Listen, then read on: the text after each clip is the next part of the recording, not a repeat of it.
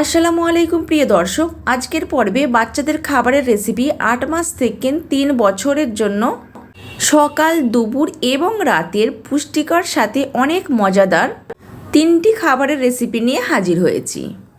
এই খাবার 3টি যেমন সহজ পাচ্ছেন, বাচ্চারা খুব সহজে হজম করে ফেলতে পারবে এবং বাচ্চাদের সারাদিনের পুষ্টি চাহিদা পূরণ করবে।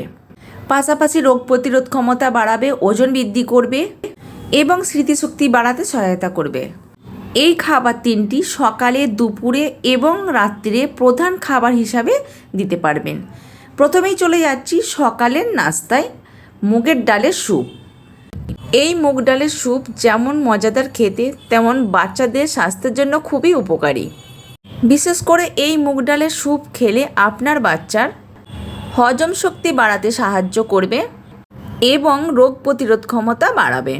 কথা না বাড়িয়ে চলে যাব মূল রেসিপিতে। তার আগে আমার দর্শক বন্ধুদের কাছে ছোট্ট একটি অনুরোধ রইল, আমার আজকের রেসিপিটি আপনাদের কাছে যদি ভালো লাগে প্লিজ একটা লাইক করে দেবেন। আর এই রকম বাচ্চাদের পুষ্টিকর এবং মজাদার রেসিপি পেতে আমার চ্যানেলটি সাবস্ক্রাইব করে পাশে থাকা বেল বাটনটি অন করে রাখবেন পরবর্তী ভিডিও নোটিফিকেশনটি সবার আগে পাওয়ার জন্য। মুগ ডালের স্যুপ তৈরি করে নেওয়ার জন্য আমাদের লাগবে মুগ ডাল। নিয়ে নেব 2 টেবিল চামচ মুগ ডাল। এখন আমি নর্মাল পানি দিয়ে পানি পাল্টে আমি 3 থেকে 4 বার খুব ভালোভাবে ধুয়ে নেব। ছোট্ট একটা টিপস, আপনাদের হাতের যদি সময় বেশি থাকে তাহলে গরম পানি দিয়ে 1 থেকে 1.5 ঘন্টা ভিজিয়ে রাখবেন, তাহলে সিদ্ধ হতে খুব বেশি সময় লাগবে না। এখন আমি গরম পানি দিয়ে 1 ঘন্টার জন্য ভিজিয়ে রাখবো। এখন মুগ ডালের স্যুপ তৈরি করার জন্য কি কি উপকরণ লাগবে সেটা আমরা দেখে নেব। তো আমি নিয়ে নেব রসুন, গোটা জিরে, স্বাদমতো লবণ, 1 চিমটে হলুদ গুঁড়ো, নিয়েছি আদার টুকরো আর নিয়েছি গোলমরিচ গুঁড়ো। এখন আমি 1 ঘন্টার জন্য যে মুগ ডালটাকে আমি রেস্টে রেখেছিলাম, 1 ঘন্টা পর ফিরে এলাম আর এখানে মুগ ডালটা খুব সুন্দরভাবে সিদ্ধ হয়ে গেছে।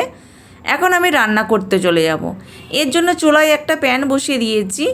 প্রথমেই ভিজিয়ে রাখা মুগ ডালটা দিয়ে দেবো। এখন মুগ ডালটাকে সিদ্ধ করার জন্য বিশুদ্ধ পানি দিয়ে নেবো 1.5 কাপ। দেওয়ার পর এক এক করে উপকরণগুলো সব দিয়ে নেবো। তো আমি প্রথমেই দিয়ে নিচ্ছি স্বাদমতো লবণ, দিয়ে দেবো 1 চিমটে হলুদ গুঁড়ো, দিয়ে দেবো গোটা জিরে, আর এখানে নিয়েছি 2টো রসুনের পুতিকে নিয়েছি, একটু থেতো করে নিয়েছি, আর এখানে নিয়েছি গোলমরিচ গুঁড়ো। গোলমরিচের ঝালটা বাচ্চাদের স্বাদ অনুযায়ী দিয়ে নেবেন। আর দিয়ে দিচ্ছি 1 টুকরো আদাকে আমি একটু থেতো করে নিয়েছি, সেটাও দিয়ে নিলাম। এখন আমি খুন্তির সাহায্যে খুব ভালোভাবে নেড়ে নেব। নেড়ে নেওয়ার পরে আমি ঢাকনা চাপা দিয়ে রাখবো 25 মিনিটের জন্য। এই পর্যায়ে গ্যাসের ফ্লেমটাকে মিডিয়ামে রাখবো। 25 মিনিট পর ফিরে এলাম আর এরই মাঝে কয়েকবার কিন্তু আমি নেড়ে দিয়েছিলাম। তো এখন আমাদের এই ডালটা খুব ভালোভাবে সিদ্ধ হয়ে গেছে। এই পর্যায়ে গ্যাসের ফ্লেমটাকে বন্ধ করে দিয়ে মুগের ডালটাকে একটু ঠান্ডা করে নেওয়ার পর ব্লেন্ডারে নিয়ে ব্লেন্ড করে নিয়ে ফিরে আসছি। এই তো মুগের ডালটা খুব সুন্দরভাবে ব্লেন্ড করা হয়ে গেছে। এখন আমি সোজা রান্না করতে চলে যাব। এর জন্য চুলায় একটা প্যান বসিয়ে দিয়েছি আর দিয়ে দিচ্ছি ঘি। ঘিটা খুব ভালোভাবে গরম হয়ে এলে ব্লেন্ড করা মুগের ডালটা ঢেলে দেবো এবং ব্লেন্ডারটা ধুয়ে আমি আরও এখানে একটু পানি অ্যাড করে দিচ্ছি। যেহেতু স্যুপ, তার জন্য আমাদের স্যুপটা লিকুইড হবে। তারপরেও আপনারা আপনাদের পছন্দ অনুযায়ী পাতলা অথবা ঘন করে নিতে পারেন। এখন চুলার আঁচ মিডিয়ামে রেখে স্যুপের মধ্যে বলক দিয়ে নেব। দেখতেই পাচ্ছেন স্যুপের মধ্যে বলক চলে এসেছে। এখন চুলা থেকে নামিয়ে নেব। স্যুপটা ঠিক এই রকম লিকুইড হবে, এর থেকে খুব বেশি ঘনও না আর খুব পাতলাও না। এই তো হয়ে গেল বাচ্চাদের জন্য খুবই হেলদি এবং মজাদার মুগ ডালের স্যুপ।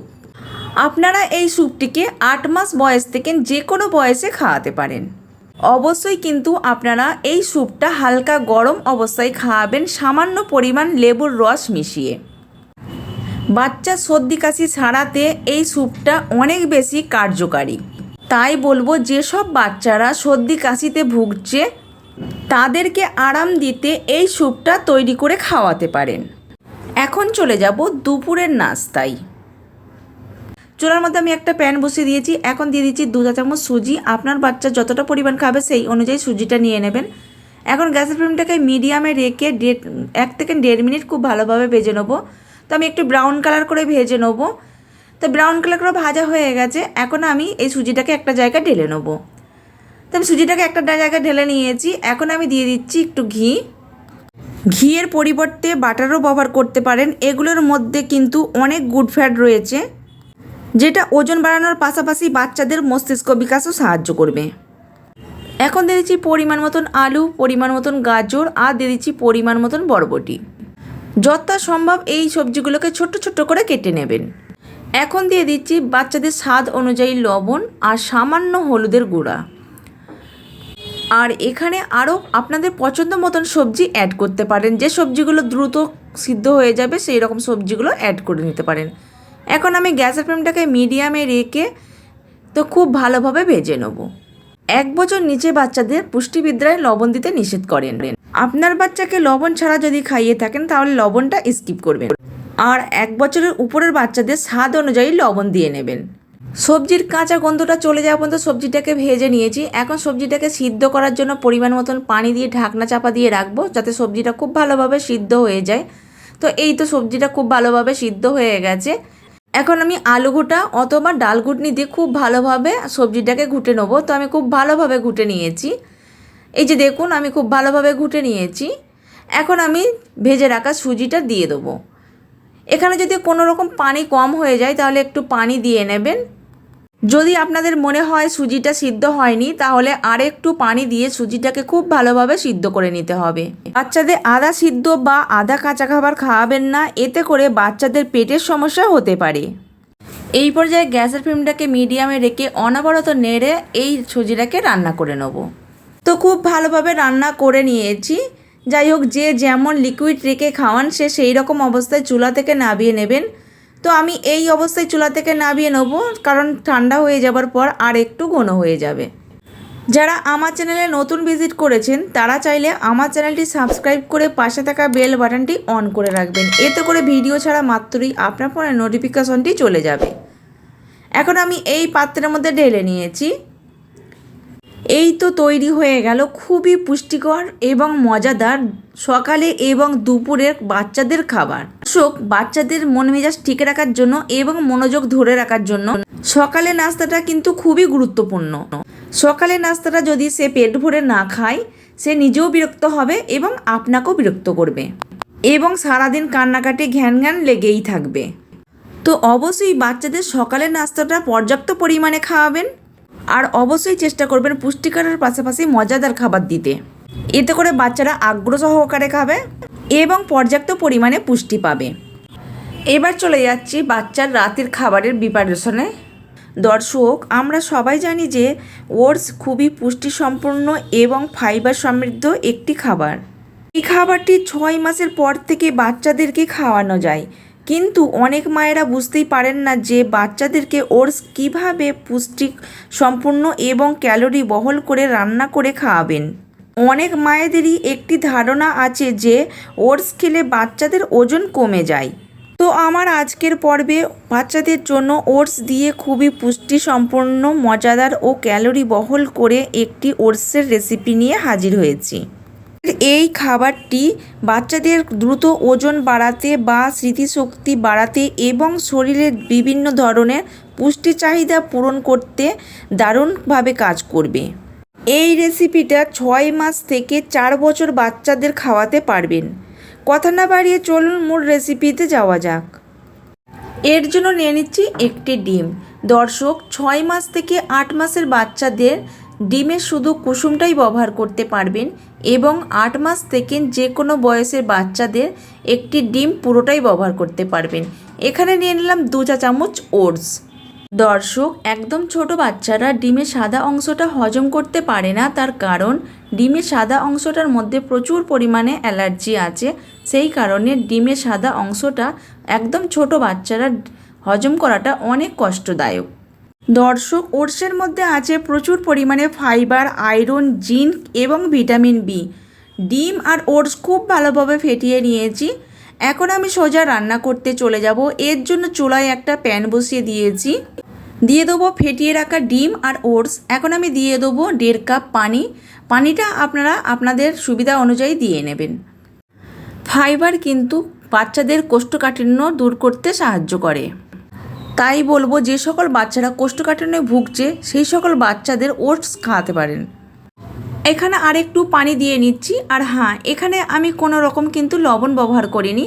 1 বছরের উপরের বাচ্চাদের স্বাদ অনুযায়ী লবণটা দিয়ে নেবেন। এখন দিয়ে দেবো তালমিচড়ি। তালমিচড়ির বদলে খেজুরের গুড়, লাল চিনি অথবা 2টো খেজুরকে একটু পানিতে ভিজিয়ে চটকে বাচ্চাদের স্বাদ অনুযায়ী একটু মিষ্টি করে দিতে পারেন। 1 বছর বাচ্চাদের লবণ খাওয়ানো নিষেধ করেন, তাই বলবো 1 বছর বাচ্চাদের লবণটা স্কিপ করবেন, কেননা বাচ্চাদের জন্য লবণ খাওয়ানো ক্ষতিকারক। এই পর্যায়ে ইন্ডাকশানটাকে মিডিয়ামে রেখে অনবরত নেড়ে এই রান্নাটাকে করে নেব। এই খাবারটা খুব একটা বেশি সময় লাগে না, 3 থেকে 4 মিনিটের মধ্যে কিন্তু এই রান্নাটা হয়ে যায়। এই খাবারটা যে যেই রকম লিকুইড করে খাওয়ান সে সেই রকম চুলা থেকে নামিয়ে নেবেন। এখন আমার এই ওটসটা খুব সুন্দরভাবে সিদ্ধ হয়ে গেছে এবং খুব সুন্দরভাবে গলে গেছে। তো দেখুন, এখন আমি এই ওটসটাকে নামিয়ে নেব, কারণ ঠান্ডা হয়ে যাবার পর আর একটু ঘন হয়ে যাবে। এই তো তৈরি হয়ে গেল মাত্র কয়েক মিনিটে বাচ্চাদের পুষ্টিকর এবং মজাদার একটি খাবার। এই খাবারটি বাচ্চারা খুব সহজে হজম করতে পারবে এবং বাচ্চাদের শরীরে সারাদিনের পুষ্টি চাহিদা পূরণ করবে। পাশাপাশি বাচ্চাদের দ্রুত ওজন বৃদ্ধি এবং মস্তিষ্ক বিকাশও সাহায্য করবে এবং পেটও অনেকক্ষণ ভরা থাকবে। এই ছিল আজকের রেসিপি ভালো লাগলে লাইক এবং কমেন্ট করে জানাবেন। এই রকম পুষ্টিকর রেসিপি পেতে আমার চ্যানেলটি সাবস্ক্রাইব করে পাশে থাকা বেল বাটনটি অন করে রাখবেন। এতে করে ভিডিও ছাড়া মাত্রই আপনার ফোনে নোটিফিকেশানটি চলে যাবে। ভিডিওটা যে যেখান থেকে দেখছেন অসংখ্য ধন্যবাদ। বরাবরের মতন এখানেই শেষ করলাম। আল্লাহ হাফেজ। আসসালামু আলাইকুম।